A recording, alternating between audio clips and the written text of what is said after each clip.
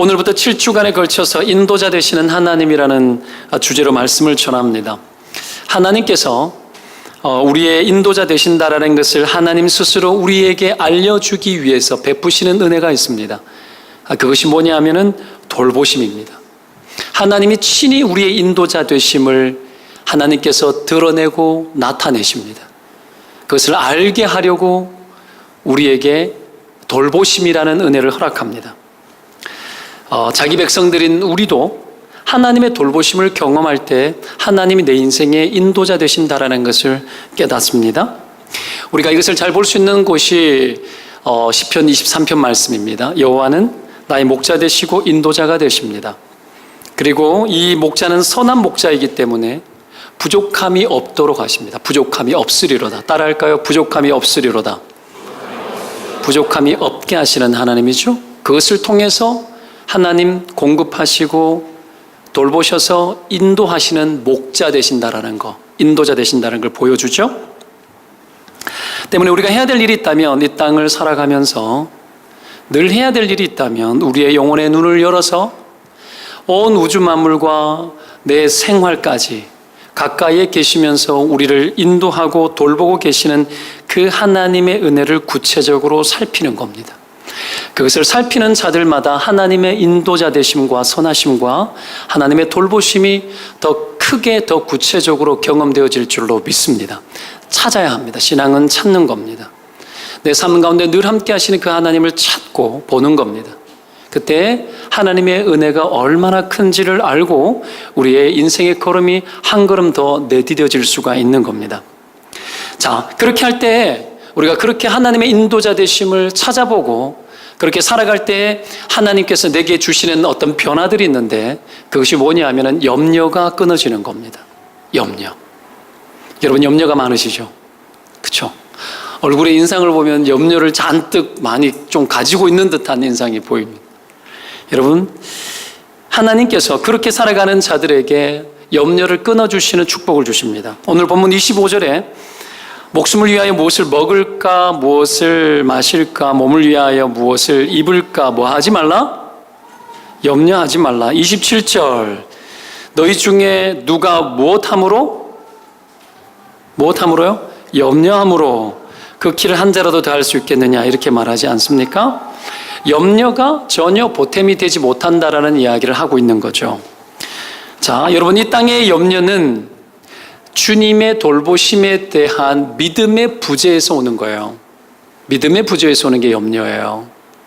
환경이 부재되었기 때문에 오는 것이 염려가 아니에요.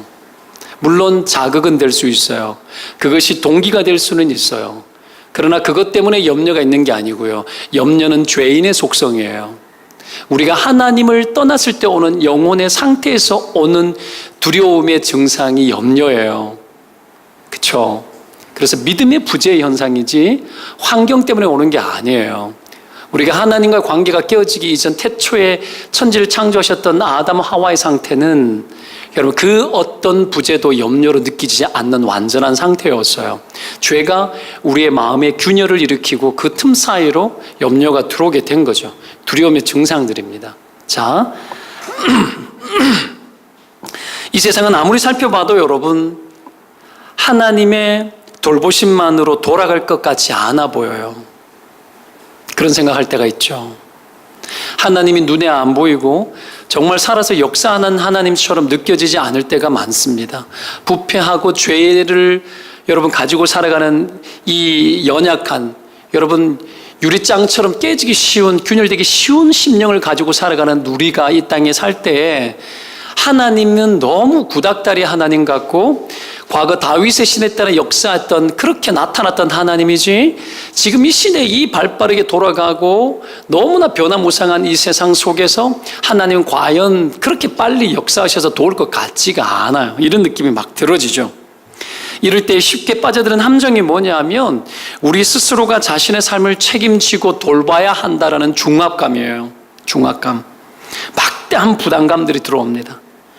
여러분 하나님을 바라보지 않으면 부담감들이 커지죠. 중압감들이 막 눌러요. 그래서 수고하고 무거운 짐진 자들아라고 부르는 거예요. 이 땅을 살아가는 어떤 영혼도 수고하고 무거운 짐이 없는 사람은 없습니다. 주님이 바라보는 죄인들의 모습은 수고하고 무거운 짐을 짊어지고 살아가는 삶의 모습인데 하등의 그 어떤 누구도 여기서 벗어날 자가 전혀 보이지 않는 거죠.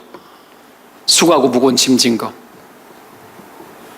때문에 이 두려움만은 가득한 세상 속에서 스스로 인도자가 되어야 하는 불안감, 이런 것들이 가득하고 수고하고 무거운 짐을 진 것에 대한 그 힘겨움, 이런 것들로 가득합니다. 분명히 말씀하지만 이 세상에는 여러분, 이 세상이 우리에게 주는 것은 선한 것이 없습니다. 일찍이 예수님께서 제자들에게 자신이 이 땅을 떠날 것이라고 이야기를 하면서 요한복음 14장에서 말할 때 내가 보혜사, 또 다른 보혜사를 내게 보내겠다고 약속하셨던 그 성령님을 약속하시면서 예수님께서 이렇게 말씀하십니다. 내가 너에게 주는 것은 세상이 주는 것과 같지 않다. 세상이 주는 것과 같지 않다. 그렇게 이야기를 합니다. 나의 평안을 내게 준다, 이렇게 말합니다. 그러면서 하는 이야기 뭔 줄 아십니까? 세상이 주는 것과 같지 않다라고 말하면서 마음에 근심하지 말고 두려워하지도 말라, 이렇게 이야기합니다. 그렇다면 뒤집어 봅니다. 세상이 우리에게 주는 것은 무엇입니까? 두려움과 근심입니다. 이 세상을 살아가면서, 세상에 맞추어 살아가면서 두려움과 근심을 얻지 않고 세상이 제공하는 두려움과 근심 없이 살아갈 수 있는 사람은 존재하지 않습니다. 누구든지 세상에 빠지거나 세상을 맞추어서 살아가다 보면 두려움과 근심이 들어올 수밖에 없고 그것을 세상이 준다고 말합니다. 그러나 주님 말합니다. 내가 너에게 주는 것은 세상이 주는 것과 같지 않다고 말합니다. 나의 평안을 내게 주노라. 오늘 여러분 평안을 얻으시기를 축원드립니다. 주님은 여러분 가운데 두려움이나 근심이나 염려 주지 않습니다. 주님은 우리에게 평안을 주십니다. 여러분, 세상은 근심과 두려움으로 가득하고 그 속에서 살아가는 자들은 각자 자기를 돌보느라 여러분 모든 혼을 다 빼고 있습니다. 곳곳에서 여러분 돌봄이 필요하지만, 하나님의 돌봄이 필요하지만 수많은 그리스도인들이 하나님의 돌봄을 깊이 경험하고 살아가야 함에도 불구하고 세상에 빠져서 여러분 고아처럼 방치된 채 살아갈 때가 많습니다. 이 성령을 주겠다고 말씀하시면서 하신 말씀입니다. 내가 너희를 고아처럼 버려두지 않겠다고 하셨습니다. 세상은 두려움과 걱정 속에, 근심 속에 살아갑니다. 누구든지 근심과 두려움에 잡히게 되면 고아처럼 되어집니다. 왜요? 그건 고아의 현상입니다. 하나님 우리에게 성령을 통해서 양자의 영을 주셨습니다. 하나님의 백성 되게 하는 영을 주셨습니다. 하나님을 아버지라 느낄 수 있는 영을 주셨습니다. 때문에 두려움과 근심은 우리의 것이 아니요, 두려움과 근심을 우리에게 던져주는 방치됨, 고아처럼 여겨지는 고아의 영성을 우리 가운데 제거하셨습니다. 때문에 두려움과 염려는 여러분의 것이 아닙니다. 이미 성령을, 예수 그리스도를 주라 고백하는 순간 성령을 여러분 가운데 주셨고, 그 성령님은 아비의 영이시고 우리로 하여금 두려움과 근심을 이기게 하시는 영이십니다. 믿으면 아멘. 이것이 여러분 우리의 믿음 가운데 이 성령을 통하여 우리의 믿음이 일어나고, 그 믿음을 위해서 성령이 우리에게 은혜를 공급하고 그 은혜의 속성 중에 돌보시는 하나님이 계십니다. 인도하시는 하나님이 계시고 먹이시는 하나님이 있는 거예요. 먹이시는 하나님. 여러분, 이런 세상 속에서 우리가 돌봄이 필요하지만 고아처럼 방치된 듯이 두려움 속에 잡힐 때 우리가 여러분 얼마나 이런 세상에서 고생하며 사는 겁니까? 그래서 고생이 있는 겁니다. 힘겨운 거예요. 삶은 분명히 힘들고 무겁고 고생이 많습니다. 여러분, 뭐가 잘 돌아가지 않으면 금방 두려움이 찾아오고 어렵고 그래요. 초조하고 불안하죠. 우리는 7주간 하나님의 말씀을 통해서 이 인도자 되시는 하나님에 대해서 다시 볼 겁니다. 인생의 힘겨움과 인생의 미래에 대한 불투명함 때문에 오는 불안감들, 그런 것들로부터 오는 모든 염려를 주님께 맡기고 다시 하나님의 은혜 안으로 들어가는 거죠. 다시 하나님의 인도자 되심 안으로 들어가는 거예요. 그리고 그 하나님이 우리의 인생을 어떻게 인도하시는지 우리가 보는 겁니다, 여러분. 보는 겁니다, 여러분. 하나님 인도하실 줄로 믿습니다. 하나님 반드시 그렇게 함께 하십니다. 자, 오늘 본 마태복음 6장. 이 6장은 산상수훈의 한 부분입니다. 마태복음 5장과 7장은 산상수훈입니다. 예수님이 산 위에서 복음을 말씀하셨습니다. 심령이 가난한 자는 복이 있나니. 팔복부터 시작해서 쭉 신자의 윤리를 이야기를 하고 있는데요.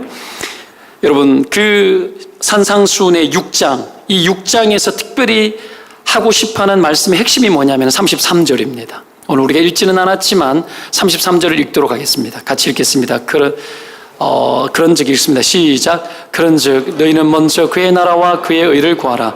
그리하면 이 모든 것을 너희에게 더하시리라. 자, 산상수훈은 뭐냐면 천국 백성의 삶의 방식을 말하는 거예요. 언제든지 여러분들이 하나님의 사람의 삶의 방식은 어때야 되는지 알고 싶으면 산상수훈으로 돌아서 마태복음 5장부터 7장까지를 읽으시면 됩니다. 이것이 신자의 삶의 방식이고 방법입니다. 그리고 방금 읽었던 33절은 뭐냐면 천국 백성의 삶을 살아가는 신자의 방식이 추구하는 삶의 목표입니다. 삶의 목표.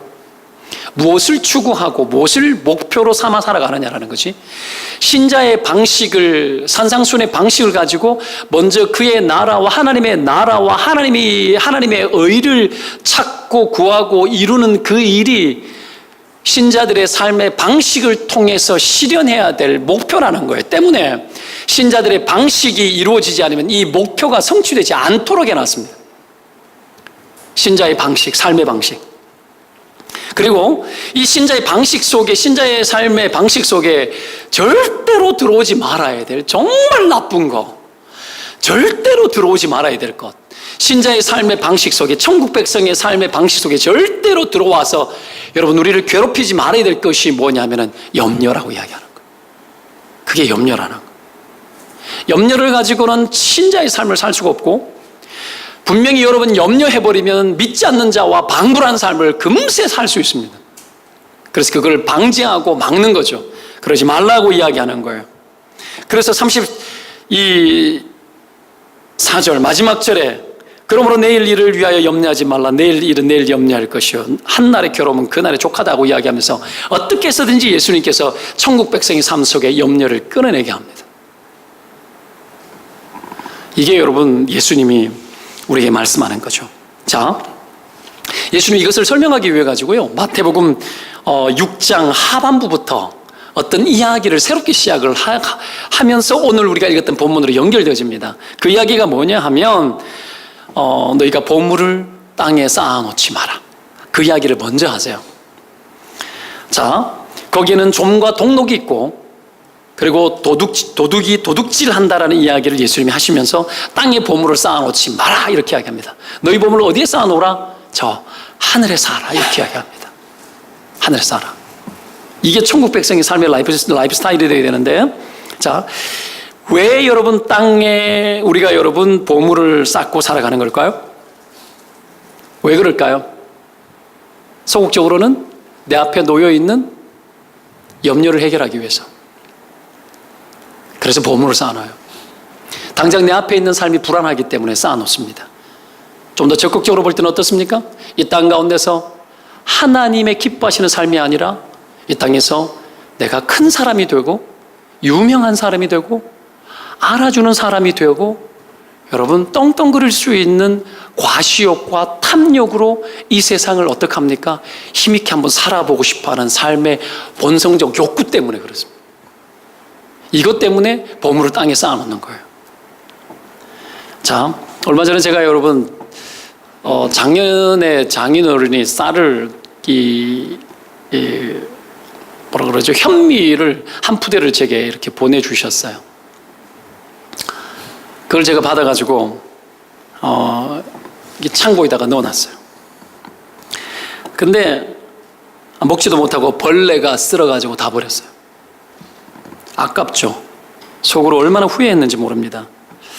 저는 그걸 욕심을 부리거나 미래에 대한 염려 때문에 쌓아놓은 것은 아니었어요. 그냥 보내주셨으니까 뭐 현관 앞에 택배 와 있으니까 여자가 못 들으니까 내가 들고, 기억나요? 내가 그걸 무거운 걸 들고 어떡합니까? 한 20kg 되잖아요. 버식 들어가지고는 어떡합니까? 그 베란다로 나가면 옆에 여러분 대피실 있잖아요. 아파트에. 거기에다가 어떻게 탁 넣어놓고는 나왔는데 세월이 지나면서 그냥 바쁘고 그 지경이 될 줄도 몰랐죠. 잊어버리고 살다가. 근데 잠시 생각해 보니까 내가 탐욕을 부린 적은 없는데 잠시 그때의 느낌을 생각해 보니까 내 안에 미래에 대한 과한 염려는 아니더라도 미래에 대한 일종의 집착 같은 것이 있었던 사고의 흔적을 발견했어요. 아, 이거 있으면 얼마 먹겠네? 그러면서 어떻게 해요? 스쳐 지나가면서 생각했던 것들이 기억에 났어요. 이런 집착이 뭐냐면 자기 스스로 자기 인생을 인도하려고 하는 여러분 이 육신의 본성, 이 육신의 본성 안에 있는 죄인들의 여러분 흔적이에요. 흔적. 이런 것들이 남아있는 거예요. 여러분 그래서 사람이 염려가 많아지면 집착이 많아져요. 못 버리고 안 버리고 쌓고 썩어지는데도 어떡합니까? 그대로 붙들고 있고 못 버리는 거예요. 그래서 염려는 반드시 재물을 사랑하게 만들고 축적하게 만듭니다. 반드시 재물을 사랑하고 축적하게 만들어요. 물론 저축이 나쁘다 이 이야기를 하는 게 아니라는 걸 아시죠 지금? 자, 주님은 이 땅에 재물을 쌓아놓고 거기에서 평안을 찾으려고 하는 어떤 시도도 어리석다라고 이야기합니다. 그래서 주님이 부자 청년이 왔을 때 내 모든 것을 팔아 가난한 자에게 나눠주고 너는 나를 쫓으라. 그렇게 이야기했을 때 부자 청년이 근심하고 돌아갔다라고 이야기하죠. 근심하고 돌아갔다. 주님을 못 쫓는 거죠. 무슨 말이죠? 염려를 해소하기 위해 가지고 여러분 쌓아놨는데 쌓아놨더니 염려가 되더라는 거예요. 그것이 주님을 쫓지 못하게 만드는 염려를 만들더라는 거예요. 근심하게 되는 거죠. 여러분 쌓아있을 때 염려가 없어진 줄 알았어요. 그 청년은. 근데 가난한 자에게 팔으라 그러니까 염려가 일어나기 시작하는 거예요. 왜죠? 그는 자신의 모든 염려를 여러분 거기에 다 맡겼기 때문이에요. 그게 믿음이죠. 여러분 그래서 그럴 때 믿음이 들어가 있는 거고 그것은 우리로 하여금 영적으로 하나님을 보지 못하게 만드는 우상을 섬기는 현상과 비슷한 영적 상태를 만듭니다. 마음이 거기 가 있는 거죠. 거기에 다 빼앗긴 거죠. 너희 보물을 어디에 쌓아놓으라? 하늘에 쏘아놓으라. 여러분 산상수훈에서 나오는 천국 백성의 삶의 방식대로 살면 보물이 하늘에 쌓아집니다. 가난한 자를 사랑하고 어렵고 힘든 자가 구할 때 꿀 때 주고 그것이 천국의 보물을 쌓는 방식입니다. 분명히 말하지만 천국의 보물을 쌓기를 원하는 사람은 이 땅에 보물을 쌓는 방식을 접어야 합니다. 이걸 접지 않고서는 천국의 보물을 쌓을 수가 없습니다. 왜요? 그것으로 반드시 천국 백성의 삶의 방식을 순종해야지만 저 하늘에 보물이 쌓이기 때문입니다. 하나님이 기억하는 거. 와, 어떻게 살아라는 얘기야. 이거 큰일이에요. 하나님이 내게 내 오늘 순간 앞에 내 앞에 놓이는 어떤 사건과 순간 앞에서 외면치 않고 하는 거예요. 외면치 않고 그 일에 해보는 거죠. 그게 천국 백성의 삶이에요. 주님 그거 하라고 이야기하는 거예요. 강도 맞는 자를 지나치지 말라고 이야기하고 내 앞에 놓여있는 불편함, 나의 어떤 섬김의 순간들을 여러분 외면하지 말고 해보라고 이야기를 하는 거죠. 와, 그게 천국 보물 쌓는 거예요. 어제도 제가 지하 주차장에 밤에 왔다가 집으로 가는데 지하 주차장 올라오는데 또 막혔어. 이거 두면은 인간들이 차에서 내려서 교통 정리를 하면 되는데 이쪽에 이만큼 막히고 이쪽에 이만큼 막히는 게 이 앞에서 터진 거예요. 양쪽 다 차선에 차를 대놨고. 그럼 누가 해야 돼요?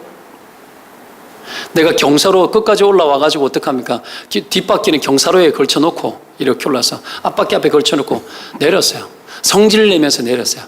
아우씨 이러면서 내렸습니다. 내려가지고 어떡합니까? 들어갔어요. 들어가지고 교통 정리했어요. 붙이러 빼라고 돌리라고 이쪽으로 더 붙이라고 내가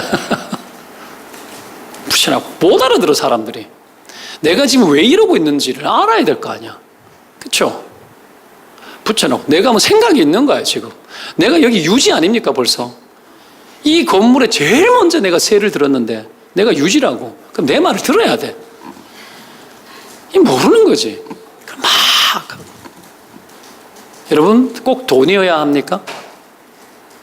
이게 천국 쌓는 거예요. 탑탑한 걸 풀어주는 거잖아. 살인을 면케해 준 거예요 제가. 여러분 극단적으로 생각하면 요즘 사람 충동적이기 때문에 싸우면 어떡합니까? 차 가지고 들이받아버리는 경우도 많아요. 그걸 어떻게 해요? 내려가지고 한 거예요. 불편함을 마다하지 않고. 이렇게 산다고 해서 내가 손해볼 게 있습니까? 내가 이렇게 살면 어리석은 겁니까?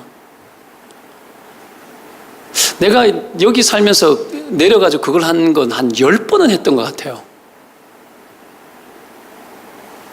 내 눈앞에 있는 순간마다 나는 내려서 했어요. 이것이 하나님 나를 통해서 풀어내기를 원한다라고 나는 그렇게 받아들여요. 하는 거죠.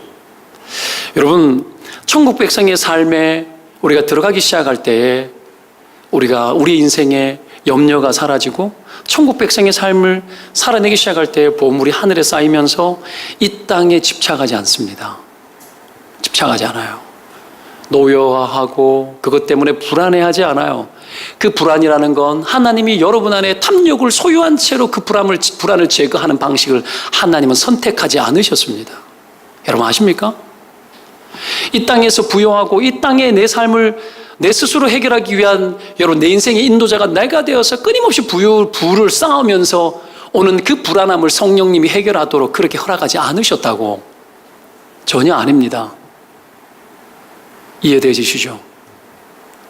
여러분, 하나님이 잠시 잠깐 우리 가운데 빛으로 은혜를 주셔서 있는 불안감들 제거했을지라도 우리가 또다시 이 땅에 뭔가를 쌓기 위해서 애를 쓰는 삶의 자리로 또 들어갔을 때에 그 불안은 여러분 또 우리 안에서 올라오고 근심과 염려는 또 올라옵니다. 성령은 이것과 그것이 함께 공존하도록 하지 않으셨습니다. 누가 우리의 탐욕을 채워가며 우리의 마음의 염려를 여러분 다 해결하라 합니까? 하나님 그걸 허락한 적이 없어요. 오직 천국에 우리의 보물을 쌓고자 마음에 믿음을 담아 하나님을 향하는 사람만이 이 땅에 여러분 탐욕적으로 재산을 쌓고 증식시키지 않고 그렇게 살아갈지라도 그 어떤 염려도 없이 혹시 가난할지라도 혹시 내가 빈핍할지라도 그 어떤 염려도 없이 살아갈 수 있도록 하나님이 허락한 거예요. 천국을 받기 때문에, 천국을 소유한 자들이기 때문에, 이것이 천국 백성의 방식이기 때문에 오늘 여러분 신자의 본질과 삶의 여러분 이유가 여러분 우리 안에 다시 살아나야 합니다. 그 어떤 것으로 하나님의 것을 그 어떤 것을 우리가 여러분 대신하고 대체하겠습니까? 그렇게 할 수 없는 거죠.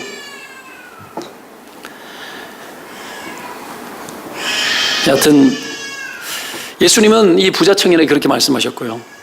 예수님은 이런 염려하지 말라라는 말씀을 명확하게 하시기 위해서 좀 더 구체적으로 비유를 한 것이 오늘 공중나무새의 비유예요. 그것들은 여러분 심지도 않고 거두지도 않고 창고에 모아들이지도 아니하되 너희 하늘 아버지께서 기르신다 이렇게 나와요. 기른다. 이 표현 지난주 요셉이 그 형들을 두려워할 때 내가 당신들의 아들과 당신을 기르겠나이다. 간곡한 말로 위로했지 않습니까? 위로했다고. 그렇죠? 여러분 기르겠다. 하나님이 기르는 것 때문에 위로받는 거예요.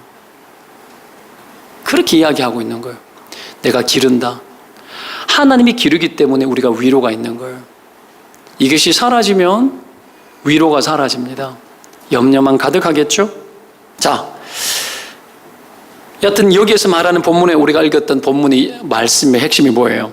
아무것도 한 것 없이 너희들이 아무것도 한 것 없이 주님께서 돌보고 있고 기르고 있다는 거 뭐란 얘기죠? 은혜란 얘기예요. 은혜로 산다라는 거예요. 옆에 사람 축복합시다. 은혜로 사십시오. 한 번 더 합니다. 신자는 은혜로 삽니다. 하나님이 이걸 통해 가지고 은혜로 살아야 된다라는 걸 가르치죠. 나의 돌봄의 결과라는 거예요. 나의 돌봄의 결과라는 거예요. 그래서 여러분 주님 앞에 우리가 헌금도 하고 11조도 하는 거예요. 그것이 여러분의 것이에요. 하나님의 돌봄의 결과예요. 하나님 당신께서 친히 일하시고 섬세하게 돕고 우리 인생을 이끈 거기 때문이에요. 거기다 믿음이 안 생기죠? 생겨요? 하나님 우리 그토록 사랑하고 애써서 자기 인생을 우리 인생을 그토록 하나님이 살피시고 도우셔서 그 결과로 우리가 먹고 사는 거예요.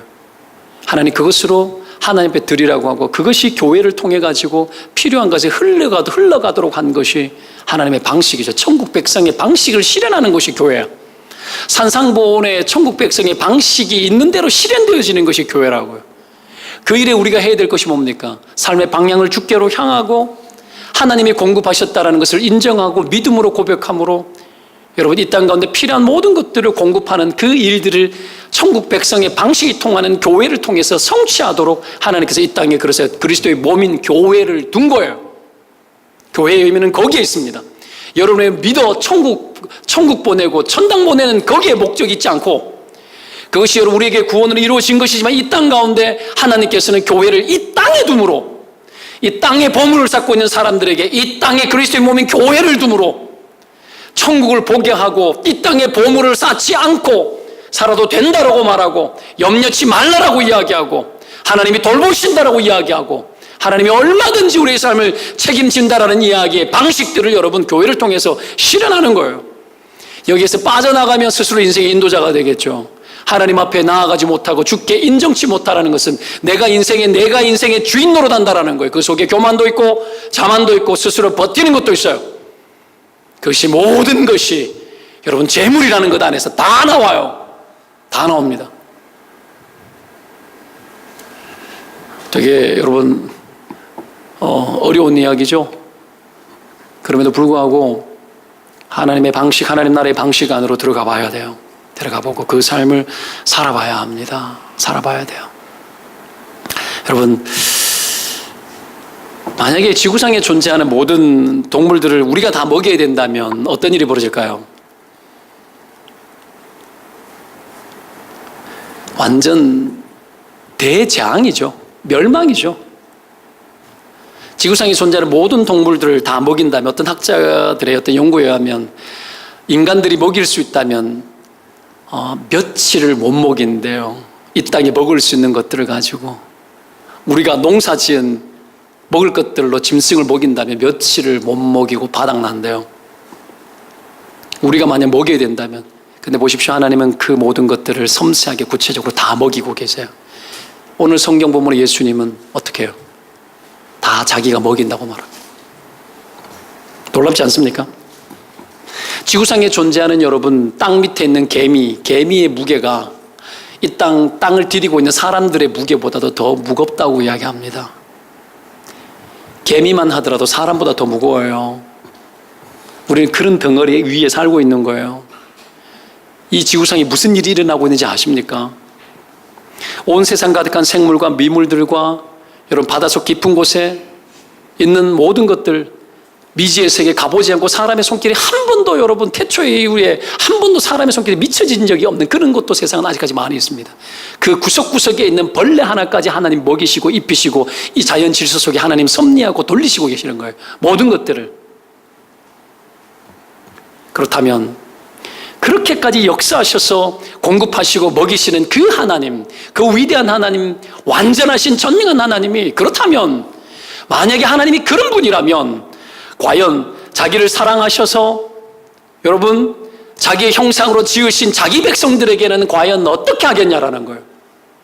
과연 하나님이 그런 분이라면 자기 형상을 닮아 지으시고, 비록 우리가 죄 가운데 빠져 하나님을 멀리하였지만 그토록 사랑하셔서 자기 아들을 십자가에 버리기까지 죄 가운데서 우리를 건지시고 우리 사랑하시고 그토록 사랑하신 그 하나님의 긍휼을 입은 하나님의 자녀들은 얼마나 존귀하고 얼마나 귀하고 얼마나 하나님이 돌보며 얼마나 생각하고 얼마나 우리의 인생의 계획 속에 들어와서 우리를 이끄시냐라는 거예요. 오늘 예수님께서 그 말하는 거예요. 너희는 이것들보다 귀하지 아니하냐? 너희는 이것들보다 귀하지 아니하냐? 이게 예수님 말씀이에요. 예수님은 우리를 귀히 여기시는 분이죠. 여러분, 공급이 없어서 염려가 있는 것이 아니에요. 하나님의 공급이 없어서가 아니에요. 염려는 여러분 그토록 흔한 하나님의 온 우주 가운데 가득한 만유 가운데 충만하신 그 하나님이 모든 것을 먹이고 입히고 돌리고 모든 것을 하나님의 섭리대로 움직이고 있다는 이 거대한 하나님의 보편적 섭리, 흔한 하나님의 은혜에 대해서 우리가 안 보기 때문이에요. 고집스럽게 주님에게서 분리되어져서 자기 생각대로 자기 인생을 똘똘 뭉쳐 어떻게 해서든 이 땅 가운데서 내가 만들어내는 나의 평안과 나만의 세계, 나의 멋진 세계를 건설하고 하나님의 영광이 아니라 이 땅 가운데 내가 누릴 수 있는 영광에 대해서 어떻게 해서든지 비교당하지 아니하고 보여줄 만한 인생을 살겠노라고 우리가 그토록 그렇게 살더라는 거예요.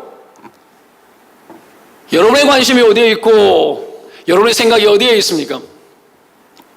집을 두채, 셋째, 넷째, 다섯째 막 사서 대단한 것을 해보고 싶고 영원토록 옳지 안 옳지 모르는 나의 노후를 위해 가지고 여러분 인생을 그렇게 헌신하고 우리가 살고 있습니까?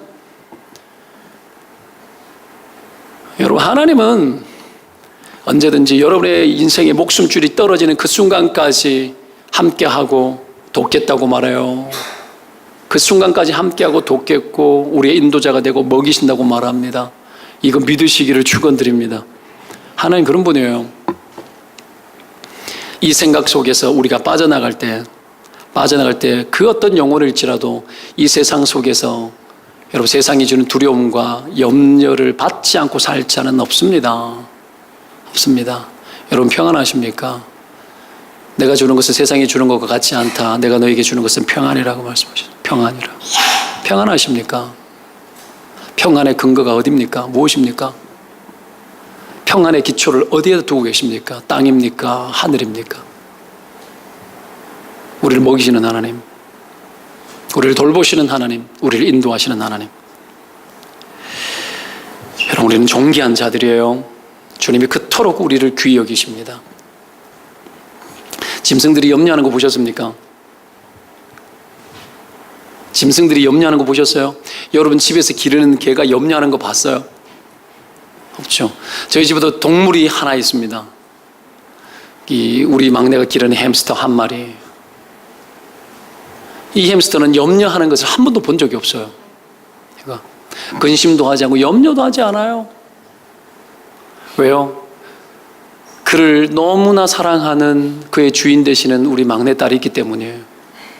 끊임없이 친절과 사랑과 먹을 것과 휴가 갈 때 며칠 떠날 때는 3일이면 충분한데 한 일주일치의 분량에 편식을 해도 배부를 수 있을 만큼의 해바라기 시기를 특별히 좋아하는데 넉넉하게 채워주고 물을 넣어주고 혹시나 더울까봐 집 뚜껑도 열어놔주고 여러분 똥을 싸면은 정기적으로 톱밥을 갈아주고 쾌적한 환경에 밤에 여러분 캄캄한 밤 불만 끄면 야행성이니까 다람쥐 쳇바퀴를 도는데 달달달달달달 돌아요.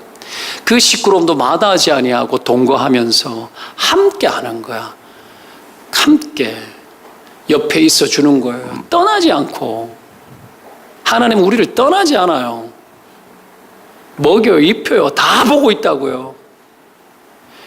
가끔씩 가난이 오고 힘든 일이 오는 이유는 어떻게 해요? 하나님의 이유가 있기 때문이에요. 다루는 방식이 사람마다 다르기 때문이에요. 비교하지 말라고요. 왜 남들처럼 살려고 해요? 하나님 백성도 와야 되는데 다른 사람처럼 그토록 애를 쓰고 남들처럼 되려고 애를 쓰고 내가 남이에요? 나는 하나님의 고귀한 사랑을 입은 고결한 하나님의 백성이에요. 우리 각자를 향한 하나님의 생각이 있어요. 충분해요. 넘쳐요. 가득해요. 때문에 하나님 합당하게 맞도록 역사하시는 분이세요. 우리는 여러분 먹는 것이라는 차원에서 볼 때는 부족함이 없는 시대를 살고 있지 않습니까? 먹을 것이 없어서 막 그냥 애달파하면서 막 눈물 지으면서 그 한 끼 식사를 해결하기 위해 가지고 양식을 구하는 그런 시대는 아니잖아요. 그렇죠? 그래서 성경에 일용할 양식을 구하라고 예수님 주님 가르쳐 주신 기도가 있지만 일용할 양식을 구하라고 했는데도 이 일용할 양식을 위한 기도가 우리의 영감 속에 별로 간절함을 불러일으키지 못해요. 여러분 한 끼 식사를 위해서 간절히 기도하십니까? 아니잖아요. 그런데 뒤집어 봅니다. 뒤집어서 한번 생각해 보시다. 집에 쌀 떨어본 적 없죠? 최근 몇 년 동안 쌀 돈이 없어 떨어진 거 이런 거 말이에요. 다 먹어가지고 쌀이 다 떨어지는 몰랐네 이런 거 말고 없죠? 지금까지 살면서 여러분 양식이 떨어져서 굶어본 적 있습니까? 아주 과거에 우리나라 전체가 가난할 때 그때는 좀 있을 수 있었어요. 저도 어릴 때는 집에 쌀 떨어지고 힘들어진 적이 있었어요. 그놈의 보리쌀은 얼마나 도시락에 보리쌀이 얼마나 올라오니 보리밥 뭐 그런 때가 있었죠. 자, 그렇기 때문에 풍족한 일용할 양식이 있기 때문에 구하지 않아도 된다라고 성경은 말한 적 없어요. 그래도 구하여야 합니다. 오히려 여러분 보십시오. 여러분 구하지 않고 영감 담아서 애달파하며 한 끼 식사를 달라고 하나님 앞에 기도한 적도 없지만 그렇게 전혀 영감을 불러일으키는 신앙의 상태가 우리의 여러분 한 끼 식사에 전혀 반응이 전혀 안 됨에도 불구하고 계속 넉넉하기 때문에 내가 기도하지 않아도 된다는 이 논리가 우리 안에 너무 많은데 뒤집어 봅니다. 여러분 아무것도 구하지 않고 내가 하나님 앞에 애달파 기도하지 않음에도 불구하고 먹을 것이 넉넉하다라는 것은 구하지 않음에도 불구하고 하나님이 넉넉하게 부어주시고 여러분 우리의 영적 상태가 어떠하든지 하나님을 부르짖고 찾지도 않음에도 불구하고 하나님이 안에서 너무 많이 부어주고 있다는 거 아니에요? 그걸 안 보는 거지. 이 풍요로운 세상 속에서 세상이 주는 풍요고 시대가 풍요롭다고 여기고 살아가고 전혀 그렇지 않아요. 하나님의 풍성한 은혜가 과한 거죠. 다시 여러분 눈을 열어야 돼요. 하나님 풍성하시게 우리 가운데 과할 정도로 우리 가운데 부어주시고 있다는 것에 대해서 여러분의 믿음의 눈을 열어야 됩니다. 여러분 우리가 영감 있게 살지 못해도 하나님은 풍족하게 공급하는 분이에요. 비록 우리가 직접 농사를 하거나 생산하지 않잖아요. 하나님께서 여러분 그래도 일할 수 있는 건강, 직장, 지혜 주시고요. 매달 회사가 그래도 망하지 않고 뭐 어려운 일이 많이 있지만 그래도 거기에 먹고 살 수 있는 월급이 들어오고 이거 하나님의 공급이 아니라고 부정할 수 있습니까? 여러분 기가 막히죠. 여러분 반문해야 돼요. 이토록 영감 없이 삶에도 불구하고 이토록 내가 하나님 앞에 신실성이 없음에도 불구하고 하나님의 공급하심에 대해서 과하게 여겨야죠. 언제부터 우리가 여러분 피폐한 영적 영혼의 상태를 가지고 영감 없이 살면서 삶에 대한 풍요로움에 대한 해석들이 전부 다 너무 속되고 그것도 모자라 여기서 이제는 질이 높아지고 이제는 더 좋아야 되겠고 이런 것을 끊임없이 찾아다니는 그런 인생들로 우리가 언제부터 이래 됐죠? 가난한 심령, 주의 은혜를 담음을 하면 가난한 심령들이 사라지고 여러분 하나님이 우리는 신실하든 신실하지 않든 우리가 죄를 짓고 있고 죄를 짓고 있지 않든 그럼에도 불구하고 하나님이 우리 가운데 먹을 것을 굶기지 않고 있다라는 이 사실 자체에 대해서 하나님이 인간의 생존 자체를 존엄하게 여기고 귀히 여기시고 하나님의 형상이기 때문에 여러분 그럼에도 불구하고 하나님의 공급하는 것은 하나님의 지극히 크신 은혜 때문이지 우리가 잘 살았기 때문이 아니라는 걸 알아야 돼요. 이 국가가 살만하기 때문이 아니라는 걸 알아야 돼요. 하나님은 얼마든지 이 세상을 재앙 가운데 몰아넣을 수 있어요. 하나님은 얼마든지 이 세상에 굶주림을 줄 수 있다고요. 하나님 그런 분이세요. 그럼에도 불구하고 그렇게 하지 않는 이유는 하나님의 지나친 사랑 때문이지 우리가 하나님을 신실하게 믿었기 때문이 아니고 내 인생에 필요한 공급을 위해서 내가 하나님 앞에 엎드려 하나님 갈망했기 때문이 아니라는 걸 알아야 돼요. 그럼에도 불구하고 하나님의 사랑이 넉넉하고 과분하죠 여러분. 하나님 이 정도면 충분합니다라고 기도해 본 적이 있습니까? 하나님 그만 주셔도 됩니다라고 말해 본 적 있나요? 과연 여러분의 욕심과 여러분의 생각은 어디까지입니까? 과연 여러분 얼마나 더 벌고 싶고 얼마나 더 잘 살고 싶습니까?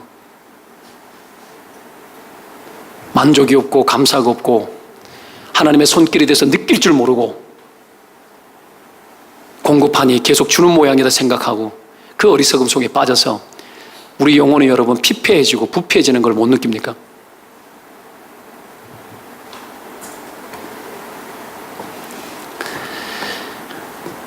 이렇게 여러분 하나님은 우리를 이해관계로 우리의 먹을 것을 조절하지 않아요. 우리의 모습이 어떠하든지 간에 먹이시기 위해서 애쓰는 분이에요. 못난 새끼, 못난 자녀 부모가 밥 차려가지고 여러분 입안에다 안 먹으면 입안에다가 다 쓰러져가는 인간에게 입안에다가 숟가락을 퍼서 입에 집어넣어줄 만큼 하나님 그토록 우리를 생각하고 사랑하는 분이라고요. 우리가 이런 풍족한 삶 속에서도 하나님의 은혜를 경험하지 못한다면 이스라엘 백성이 광야에서 40년 동안 어떻게 살았는지에 대해서 우리는 언제든지 그리로 돌아가서 교훈을 받아야 됩니다. 출애굽할 때 200만 명 혹은 300만 명 애굽에서 가나안 땅까지 걸어가면 두 주일이면 갑니다. 양식 충분했을 겁니다. 다 들고 나왔을 거야. 2주 많으면 석주 들고 나왔겠죠. 그러나 40년 걸렸어요. 아시겠지만 아무리 살펴도 물도 없고 양식도 없는 광야 40년, 그곳에서 여러분 살 수 있다는 것은 특별한 하나님의 손길과 사랑이 없으면 불가능합니다. 게다가 그들은 신실성에 있어서 하나님을 반역하였고 늘 우상을 만들고 하나님을 대적질하면서 광야 40년 동안 그토록 하나님 앞에 그 구원을 잊고도 즐기도록 하나님을 대적질하면서 살아갔습니다. 불구하고 하나님은 반석에 물을 뚫으시고 하늘로부터 오는 만나를 그치지 아니하시고 공급하신 하나님이라는 걸 아셔야 합니다. 이런 하나님이라는 걸 알아야 된다고. 이런 하나님이라는 걸 알아야 된다고. 망각하지 말고요.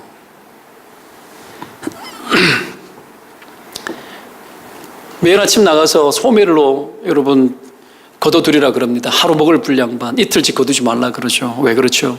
인간의 부패함을 알기 때문에, 염려를 예방하기 위해서요. 인간은 그렇습니다.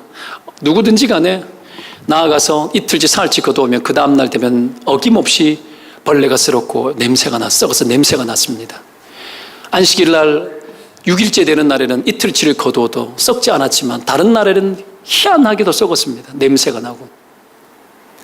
뭐죠? 네가 이틀치, 내가 하루하루 공급하고 너희들은 사는 거야. 네가 이틀치를 네가 감당하려고 하는 순간 나는 부패한 인생이 된다는 거야. 하루하루 하나님이 공급하고 하나님을 의존케 하시고 하나님을 보게 하셨어요. 그래서 그 양식 하나에 하나님을 경외하게 하셨다고. 그 양식으로. 그래서 일용할 양식을 달라고 기도하라고 예수님께서 하신 이유가 한 끼 넉넉한 식사를, 가득한 쌀을 보면서도 한 끼 식사 앞에서, 이 넉넉하고 풍요로움 앞에서 그 식사를 보면서도 마음만큼은 굶주려 하나님의 긍휼과 은혜 없이는 내 인생이 존속될 수 없다라는 생각으로 하나님 앞에 설 수 있는 영감의 훈련, 믿음의 훈련을 끊임없이 여러분 그들 가운데 시켰던 겁니다. 오늘 이것이 우리에게 없을 뿐이죠. 인간은 연약하며 하나님 없이는 살 수 없다라는 걸 가르치기 위해서 그렇게 하신 거죠. 여러분, 이것은 하나님이 먹이시는 이 은혜는 단순히 우리의 생존을 위한 하나님의 사랑을 넘어선 거예요. 하루의 양식을 담으면서 그것을 뛰어넘어 우리 마음의 항아리에 만나를 담아내기를 원하는 거죠. 때문에 여러분, 밥 한 그릇에도 하나님의 은혜의 공급으로 여기는 영혼의 깨달음이 있는 자들은 육체를 위한 양식 때문에 염려하지 않고 육체의 그릇뿐 아니라 자기 영혼의 그릇을 가지고 하나님 앞에 나아가서 하나님 이 그릇도 채워달라고 매일처럼 하나님의 은혜를 담고 살아가야 되는 겁니다. 그게 신자의 삶의 일용할 양식을 구하는 태도입니다. 일용할 양식, 먹을 것뿐만이 아니라 일용할 오늘 하루를 살아갈 만한 영의 양식을 굶주려 있는 우리 영혼의 빈핍한 상태에 하나님의 은혜를 구하며 채워나가기를 원하는 것이 하나님이 신자들로 하여금 부탁하고 요구하는 것들이에요. 염려하지 말라. 염려하지 말라. 하루하루 살아라. 내일의 염려를 하지 마라. 한날의 족하다. 한날의 족하다. 근데 어떤 사람은 수십 년 거를 한 번에 해결하려고 하고 어떤 사람은 몇 년치를 한 번에 해결하려고 하더라고요. 바람직하지 못합니다. 여러분, 광야는 이 세상에 그 어떤 것도 통하지 않도록 하게 하신 하나님의 장치예요. 이 광야는 여러분 신분고하를 막론하고 누구든지 나와야 돼요. 신분고하를 막론하고 권세가 있든 힘이 있든 돈이 많든 적든 잘생겼든 못생겼든 어떤 누구이든지 간에 이 광야는 누구이든지 간에 나와서 정직하게 나와야만 해. 그리고 거기에서 하나님의 긍휼을 구해야만 하고 그리고 그 어떤 누구도 과도하게 이틀치 사흘치를 담을 수가 없고 그날 것으로 사는 거예요. 이게 신자라고요. 이게 신자라고요. 여러분, 내가 가지고 있는 소유가 어마어마하게 평생을 다 써도 쓸 수 없는 재물을 가지고 있을 그런 사람을 살고 있을지라도 하나님 앞에 이 광야 앞에 나아가는 이 태도가 없는 모든 영혼들마다 영적으로 퇴락하고 영감 없는 천박한 인생을 살 수밖에 없다라는 거예요. 여기서 우리가 정신을 차리고 다시 돌아와서 여러분, 내 영혼이 나쁜 것에 치닫지 않도록 하나님 앞에 보호를 구하고 은혜를 구하며 한 끼 식사 앞에서 날마다 하나님 주의 은혜와 주의 긍휼에 감사하고 그 한 끼 식사 앞에서 간절하게 하나님 내 영혼에 하나님의 긍휼과 은혜를 흡족하게 부어달라고. 여러분, 이 영혼의 상태로 다시 돌아가야 합니다. 여러분, 하나님은 우리를 먹이시는 분이십니다. 여러분의 영혼을 먹이시는 분이십니다. 여러분의 삶의 모든 양식을 지금도 공급을 하고 계신 분이세요. 무엇이 없어 애달파하고 계십니까? 히브리서 말씀은 먹을 것이 있고 입을 것이 있으면 족한 줄로 알라 하셨어요. 여러분, 무엇으로 여러분의 인생을 고결하게 만들겠습니까? 이 땅의 것은 이 땅의 것으로 여러분의 인생을 고결하게 만들 방법은 하나님 허락하지 않으셨습니다. 세상의 것은 할수록 우리에게 염려와 근심을 가져다 할 뿐이요, 우리의 영혼은 밑바닥칠 뿐입니다. 내가 너에게 주는 것은 세상이 주는 것과 같지 않다 하셨습니다.